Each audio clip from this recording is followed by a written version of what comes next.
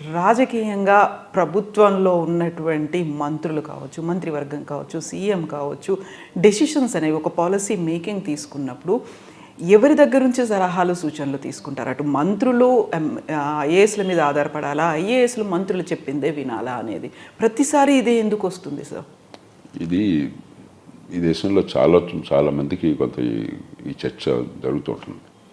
ఆ చర్చలో కొంత పరిపక్వత ఉంటుంది, కొంత అపరిపక్వత ఉంటుంది. కొంతమంది ఏంటంటే నన్ను అడిగిన వాళ్ళు కూడా ఉన్నారు, సార్ చాలా పరీక్షలు రాసి బాగా విద్యావంతులతో ఐఏఎస్కి వెళ్తారు, చదువులేని మినిస్టర్ మాట మీరంటే వెంటనే మొట్టమొదటి మినిస్టర్లు చదువులేని వాళ్ళు కాదు, విజ్ఞత లేని వాళ్ళు కాదు. మీరు ఒక ఎమ్మెల్యే కావాలన్నా, ఒక మంత్రి కావాలన్నా కూడా వేలాది మందిని ఆర్గనైజ్ చేసే శక్తి లేకపోతే, మరి వాళ్ళని ఒప్పించి వాళ్ళ ఓటు పొందేటువంటి నైపుణ్యం లేకపోతే మీరు ఎక్కడ చేరలేరు. వీళ్ళందరూ కూడా పనికిరాలని చెప్పిన భావన ఉంది సమాజంలో. ఇది చాలా తప్పు, అసలు ముందే పక్కన పెట్టాలి. రెండోది, ప్రజలు ఎన్నుకున్నది శాసనసభ్యుల్ని, పార్లమెంట్ సభ్యుల్ని, వాళ్ళ ద్వారా ప్రభుత్వాన్ని. కాబట్టి ప్రజాస్వామ్యము అని చెప్పంటే నిర్ణయాలు మౌలికంగా జరగాల్సిన ఎన్నికైన ప్రభుత్వం నుంచి. అది మనం మర్చిపోలేదు ఏనాడు కూడా. ఈ అహంకారం ఉందే, అధికార యంత్రాంగం అన్నీ చేయాలా, ఎన్నికైన వాళ్ళంతా మౌలం కూర్చోదు, ఎన్ని ప్రజాస్వామ్యం ఎందుకైతే. కానీ మరి అధికార యంత్రాంగం ఎందుకు? అధికార యంత్రాంగం ప్రధానంగా రెండు విధులు. ఒకటి, విధాన నిర్ణయంలో వీళ్ళ అనుభవాన్ని ప్రభుత్వానికి ఇవ్వాలి. ఎందుకంటే ఆ రంగంలో అనుభవం ఉంది కాబట్టి, నైపుణ్యం ఉంది కాబట్టి, సమాచారం ఉంది కాబట్టి దాన్ని విశ్లేషించి ప్రభుత్వానికి ఇవ్వాలి. అంటే నిర్ణయాలు తీసుకోవడంలో సహకరించాలి, లేకపోతే నిర్ణయాలు ఒంటెద్దుపోకుండా ఉండే అవకాశం ఉంది కాబట్టి. రెండోది, కంటిన్యూటీ. ప్రభుత్వాలు మారచ్చు ఎన్నికల ద్వారా, కానీ ప్రభుత్వం శాశ్వతమైనది, ప్రభుత్వం చేసే పనులు శాశ్వతమైనవి. కాబట్టి కంటిన్యూటీ రావాలంటే పరిపాలన. అందుకని మనం కావాలని చెప్పి అమెరికా లాగా కాకుండా బ్రిటన్ లాగా మనం ఒక permanent civil service, meritocratic permanent civil service అంటాం మనం, శాశ్వతమైన ప్రభుత్వ యంత్రాంగం. కాబట్టి అధికారంలో ఉన్నటువంటి వాళ్ళు రాజకీయంగా మారినా కూడా అధికారులు మారరు కాబట్టి విధానాలు మారుతూ ఉండొచ్చు, కానీ అధికారులు మారరు. ఇవి ప్రధానమైన కారణాలు. రెండోది, అధికార యంత్రాంగం చేయవలసింది నిర్ణయం చేసేది ప్రభుత్వం, కానీ అమలు చేయవలసిన బాధ్యత వీళ్ళది. అమలులో పక్షపాతం లేకుండా సమర్థంగా, నిష్పాక్షికంగా అందరినీ సమదృష్టితో చూస్తూ అమలు చేయాలి. అంతేగాని నేను అధికారిని, నువ్వెవడో చెప్పడానికని చెప్పిన అధికారి అంటే ప్రజాస్వామ్యం ఉండదు. అలాగే నాయకుడు నన్ను ఎన్నుకున్నారు కాబట్టి నా వాడికే నువ్వు చెయ్యి, మిగతా వాడికి చేయొద్దంటే ప్రజాస్వామ్యం ఉండదు. అందరికీ సమానంగా వర్తించే ఏర్పాటు కావాలి, అది విభజన. అంచేత దీనిలో అసలు విషయం అర్థమైన వాళ్ళకి, రాజ్యాంగ స్పృహం ఉన్న వాళ్ళకి, ప్రజాస్వామ్యాన్ని ప్రేమించే వాళ్ళకి తగాదాలు లేవు. అహంకారంతో ఉండే వాళ్ళకి తగాదాలు కనిపిస్తాయి. సార్, ఇప్పుడు ఫార్ములా ఈ కార్ రేసింగ్కి సంబంధించి జరుగుతున్నటువంటి చర్చ ఒక రచ్చ.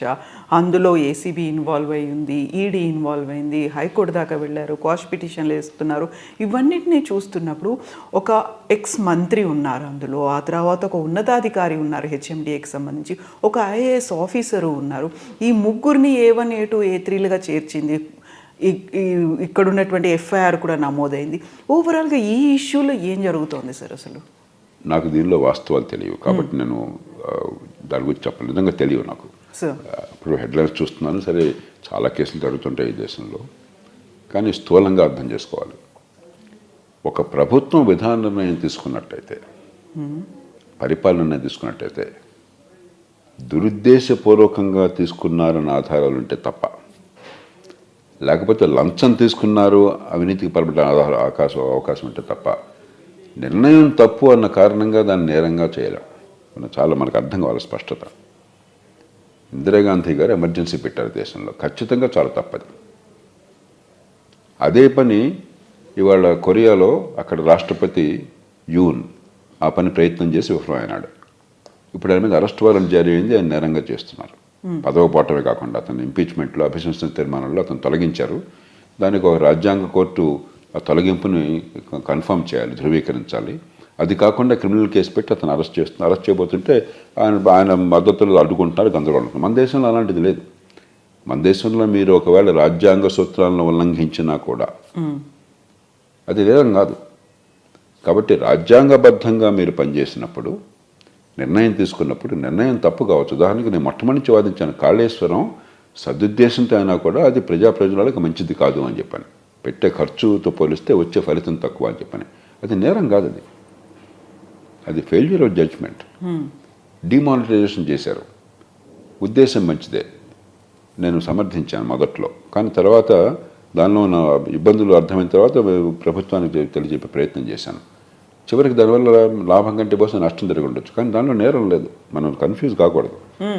ప్రభుత్వం ముందు చూపు లేకుండానో సరైన సమాచారం లేకుండానో తొందరపడుతూనో కొన్ని నిర్ణయాలు తీసుకోవచ్చు. ఇది మానవ సహజం, ఏ మనిషి అయినా తీసుకోవచ్చు కొన్ని సందర్భాల్లో. దాన్ని నేరంగా చిత్రీకరించకూడదు. దానిలో అవినీతి ఉన్నట్టయితే, ఆ నేరం వల్ల స్వప్రయోజనం పొందేటువంటి ప్రయత్నం ఉన్నట్టయితే, రాజకీయ ప్రయోజనం వేరు, లంచం తీసుకున్నట్టయితే, బుద్ధిపూర్వకంగా దురుద్దేశపూర్వకంగా చేసినట్టయితే అప్పుడు నేరం అవుతుంది. ఎక్కడ నేరం అవుతుంది అంటే ముఖ్యంగా రాజకీయంలో ఉన్న వాళ్ళకి, మీరు బుద్ధిపూర్వకంగా ప్రజా ప్రయోజనాల కోసం కాకుండా సొంత లాభం కోసం లంచం తీసుకుంటూ, కరప్షన్ అనేది అర్థం, అది కన్సిడరేషన్ ఫర్ ఎ డెసిషన్, అప్పుడు నేరం అవుతుంది. ఆ తేడా పోయింది. ఇప్పుడు మనకేమైందంటే ఏదో రకంగా వీళ్ళు వీళ్ళని బదనాం చేయటము, చివరికి శిక్షలు లేవు, పాడు లేవు మన దేశంలో. 2G స్పెక్ట్రమ్ అంత గొడవలు జరిగినాయి, శిక్షలు పడ్డాయా? ఏమీ లేదు. ప్రాసెస్సే పనిష్మెంట్ అయింది. ఏదో రకంగా 4 సార్లు పోలీస్ స్టేషన్కి పిలవటము, లేకపోతే అరెస్ట్ చేయటము, అరెస్ట్లో బెయిల్ లేకుండా అరెస్ట్ అయిన తర్వాత మనకు 4 రోజులు జైల్లో తినేట్టుగా ఏర్పాటు చేయటము, అప్పుడు గొప్పగా వాళ్ళని శిక్షించడానికి గౌరవపడటం, వాళ్ళ అధికారుల గురించి మళ్ళీ వాళ్ళ పని చేయటము. ఇది ఫ్యూడల్ రాజ్యం లాంటిది. పూర్వకాలం మనకు చెప్పేవాళ్ళు తెలుగునాట కూడా, ఈ కులం రాజులు ఉండేవాళ్ళు, ఆ కులం రాజులు ఉండేవాడు. ఈ కులం రాజు వాడి రాజ్యం ఆక్రమించి వాడిని చంపేసి వాడి కపాలాన్ని ఛేదించి ఉమ్మి కోసం అని చెప్పని స్పిట్టు అని అంటాం, దానికి వాడేవాట. వాడి కొడుకు మళ్ళీ పెరిగి వీడిని చంపేసి వీడిగా పనిచేసేవాడు. అలాంటి కక్షపూరిత రాజకీయం, ఇదంతా ఫ్యూడల్ రాజుల రాజకీయంలాగా తయారైపోయింది. మనం ప్రజా ప్రయోజనాలను కాపాడడం తప్ప రాజకీయంలో ఉన్న వాళ్ళకి అధికారం కానీ ప్రతిపక్షం కానీ ఇంకోటి ఉండకూడదు. అధికార యంత్రాంగం కూడా తానంటే తందానం మొదలెట్టింది, రాజుల నుంచి రాజపద్ధతి చూపెడుతుంది. దానివల్ల వచ్చిన సమస్యలు తప్ప మనం చాలా స్పష్టంగా ప్రజాస్వామ్య సమాజంలో చట్టబద్ధ పాలన కావాలి. చట్టబద్ధ పాలన లేదు ఈ దేశంలో. బడితోన్న వాడిదే బర్రె, తప్పులు జరుగుతున్నాయి. దాన్ని సవరించాలంటే వీడి మీద అదే పనిగా పగ తెచ్చుకునే ప్రతీకార చర్యలు కాదు కావాల్సింది.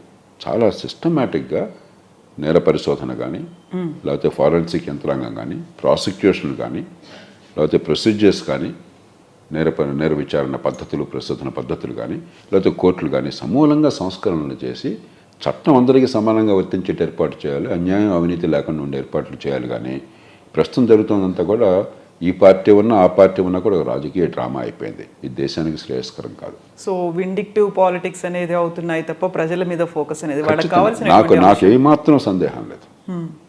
2G స్పెక్ట్రమ్ లాంటి కేసులో కూడా నేను ఫ్రాంక్గా చెప్తున్నాను, దానిలో అవినీతి జరిగింది. ఎంత జరిగిందో అనేది CAG 1,76,000 కోట్ల అంతా అతిశయోక్తి ఉండొచ్చు, కానీ అవినీతి జరిగింది, దాని అనుమానం ఎవరికి లేదు.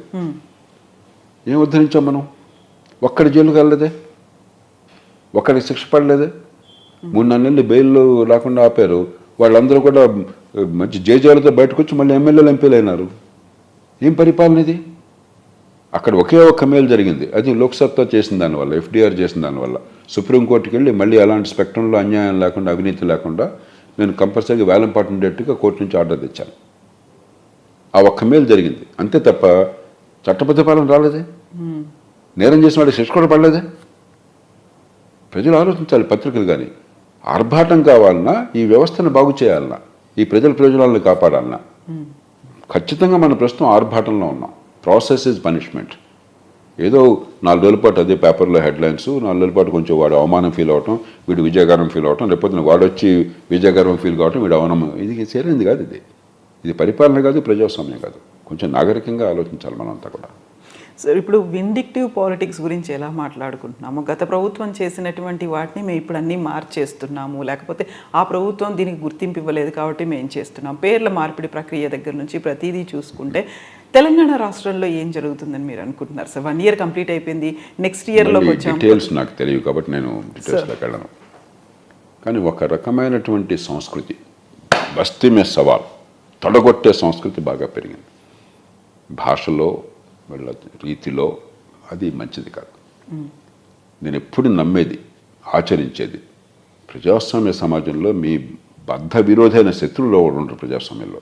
కానీ రాజకీయంగా మీకు ప్రత్యర్థి కావచ్చు.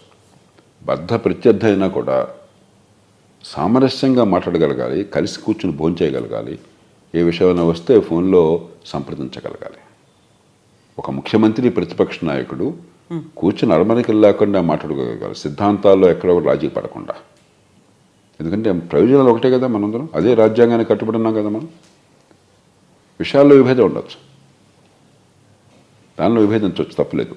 కానీ విభేదాలు పరస్పర పగలకి దాడి చేయకూడదు. మన దేశంలోనే మన రాష్ట్రంలో ఆ దృష్టాంతాలు ఉన్నాయి. చెన్నారెడ్డి గారు ఆయన గురించి చాలా చాలా గట్టిగా ఉంటాడు, ఆయన కొన్ని సందర్భాలు దురుసుగా ఉంటాడని చెప్తారు. కానీ ఆయన ప్రతిపక్షంలో ఉన్న వాళ్ళని ఎప్పుడు కూడా నోరు నొక్కలేదు. ఆయన వాళ్ళని చాలా గౌరవించేవాడు, వాళ్ళ మాటలకు చాలా విలువ ఇచ్చేవాడు. ఆయన దాన్ని సీరియస్గా తీసుకునేవారు.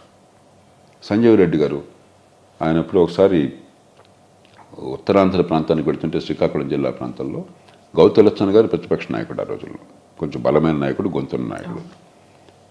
ఆయన ముఖ్యమంత్రి గారిని ప్రసన్నం చేసుకోవాలని చెప్పి ఆయన పార్టీ నాయకుడు, స్థానిక నాయకుడు ఆయన పక్కన కూర్చున్న కారులో, సార్ లచ్చన్ గారు ఎట్లాగట్లా ఆయన గురించి బాగా నెగిటివ్గా చెప్పడం మొదలెట్టాడు. ఈయన మధ్యలో కారు ఆపేసి దిగిపోయాను, వాడు దింపేసి వెళ్ళిపోయాడు ఆయన ముఖ్యమంత్రి గారు. తన పార్టీ వాడు ప్రతిపక్ష నాయకుడు అదే మనకి తిరుగుతుంటే ఆయన దింపేసి వెళ్ళిపోయాడు. అది సంస్కారం. రాజకీయ విభేదాలు, సిద్ధాంత విభేదాలు, రాజకీయంగా ప్రజాస్వామ్యంలో ఉండే పోటీ వ్యక్తిగతమైన పగలకి, కక్షలకి, కార్పుణ్యాలకి దారితీయటం అన్నది ప్రజా సంక్షేమాన్ని పెంచేది కాదు, ఒక ఫెడరల్ రాజకీయాన్ని తెచ్చేది. సో ఇప్పుడు కొత్త సంవత్సరం వచ్చింది కాబట్టి ఫోకస్ చేయాల్సినటువంటి అంశాలు ఏమున్నాయి అనుకుంటున్నారు సార్? తెలంగాణ ఒక అదృష్టమైన రాష్ట్రం, మంచి నగరం హైదరాబాద్ ఉంది. గతంలో ప్రభుత్వాలు ఈ హైదరాబాద్ నగరానికి ఒక మంచి పునాది నిర్మాణం చేసినాయి, ఆర్థికంగా పునాది. కొన్ని పొరపాట్లు ఉన్నాయి. పబ్లిక్ ట్రాన్స్పోర్ట్ మనకి ఇంటిగ్రేట్ చేయాలి. ఉన్న కొద్దిగా చూస్తుంటే ఒకప్పుడు లాస్ ఏంజల్స్లోనో లేకపోతే మనకి షికాగోలోనూ చూసేవాళ్ళం ట్రాఫిక్ జామ్స్. మనకి హైదరాబాద్లో భయం వేస్తుంది బయటకు వెళ్ళాలంటే. సాయంత్రం 6:30-7 గంటలకి ట్రై చేయండి, మీరు బయటకు వెళ్ళండి, ఏ రోడ్డు మీదైనా కూడా భయం వేస్తుంది. కాబట్టి అందులో మంచి మెట్రో ఉంది, కానీ ఇంటిగ్రేటెడ్ ట్రాఫిక్ మేనేజ్మెంట్ ఇలాంటివి కొన్ని ఉన్నాయి, ఆ వివరాలకు వెళ్ళను. కానీ మనకు అదృష్టం, చిన్న రాష్ట్రంలో మహానగరం ఉండి ఆర్థిక ప్రగతికి ఒక ఆధారంగా ఉంది. దాన్ని అవకాశంగా తీసుకుని సంక్షేమాన్ని, అభివృద్ధిని, సమతూకాన్ని పాటించాలి. ఖచ్చితంగా ఈ ప్రభుత్వాలలో ఈ సమతూకం దెబ్బతిన్నది. పొద్దున్నుంచి సాయంత్రం దాకా మేము ఈ సంక్షేమం చేశాము, అది ఇచ్చాము, ఇది ఇచ్చాము, అసలు అది ఇచ్చామన్న మాట పాలకుడి నుంచి ప్రజాస్వామ్యంలో రావటం ప్రజలకు అవమానం. ఎవరి సొంత సొత్తుని మరొకరికి మీరు దానం చేయటంలా.